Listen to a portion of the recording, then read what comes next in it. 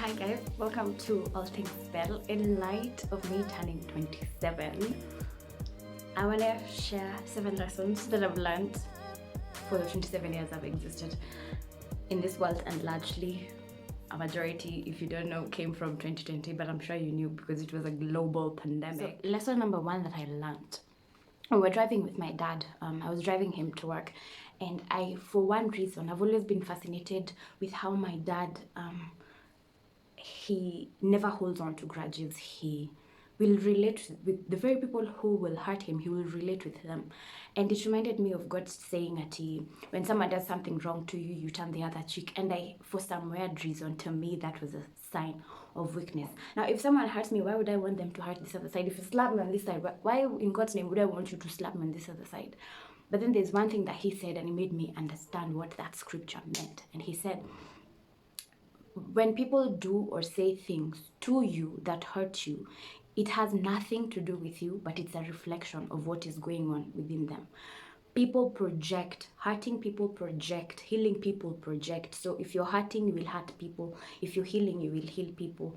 So he told me the one thing that he asks himself, mse akimwambia kitu enye namkwaza ni, why would this person choose to dishonor themselves in this way? Why would they say that in the first place? Not, why would they say that to me, or why would they do that to me? Remove the me from the equation and let it be, why did they do that and what does it say about them? Then you'll get to realize this person, there was something wrong somewhere, and you'll find it'll be so easy to extend grace to them, to be more compassionate. Second lesson that I've learned really quick is choose yourself. Choose yourself. Invest in yourself. Heal, meaning address every broken issue that you know you have within yourself, and be more kind to yourself. I want to put all those in one thing because you need yourself to be whole. You need yourself to be healed. You need yourself to be full in capacity, be it of love, of kindness, for you to be able to pour the same onto others when you're dealing with other people, because the mark of your uniqueness lies in your character and how people experience you in this world. Really quick, I learned this quite recently, is that the most important question you need to ask yourself is, how have I impacted someone else, or how has so-and-so's experience of me made them feel about themselves? And often we focus on, how have I been perceived by this person, and in terms of umse ananifikiriaje, ama wase reputation yangu basically inakaje mbele ya wase, but focus more on, how have I impacted this person and made them feel about themselves. That's how you know you're impacting other people, because it's never about you. It's about how their experience of you has changed them or made them feel about themselves. That's when you know you've done a good thing. So that's lesson number 2. Lesson number 3 that I've learned is, you're on your own journey. You have a limited time. I've always known this, but it never hit home. You're on your own journey and your time here is limited. So be intentional with becoming, and be intentional about fulfilling your purpose. Don't let anything or anyone distract you or take you away from the path with which you were intended to walk in. And I think this is so vivid when you look at the life of Jesus. He knew he had 33 years to save the whole world, and he never let the Pharisees nor the disciples deter him from doing the same. And if you look at his conversations with people, he was straight to the point, because he knew what he was all about and what he was here to do. So be about it and do it at the same time. Lesson number 4 is, you make up the main character of your own story. When you look at every individual around you and you read their biography or that eulogy that we often make when someone passes on, it encompasses their own story. So you're the main character of your own story. The only people that you didn't choose are your parents, your siblings, because you found them, and your kids. You might have chosen to have kids, but not the kids that you have, because how they come out is not your decision to make, but choosing to have them sometimes is your decision. But every other human being that you will interact with, save for your nuclear family members, your mom, your dad, your sister, and maybe even your kids, you chose to be in those relationships. Therefore, it is your responsibility to give them the roles, their own roles. What roles do your other relationships with people, what are their roles? What role are they supposed to play in your life? Essentially, what is the job of the supporting characters in your life? That is relational intelligence. Another lesson that I've learned, which makes up lesson number 5, is whatever it is that you plant or sow, you will forever reap it. With every action, there's an opposite and equal reaction to it. You cannot expect people to be kind, to be more loving, to be more giving if you're planting seeds of negativity, of selfishness, of hatred, or bitterness. You will not receive what you haven't given. So, and with your interaction with people, everything that you do to them has a ripple effect, and it always circles back to you. Lesson number 6. Take care to nurse yourself mentally. If you need to talk to someone when you're not feeling okay, do it.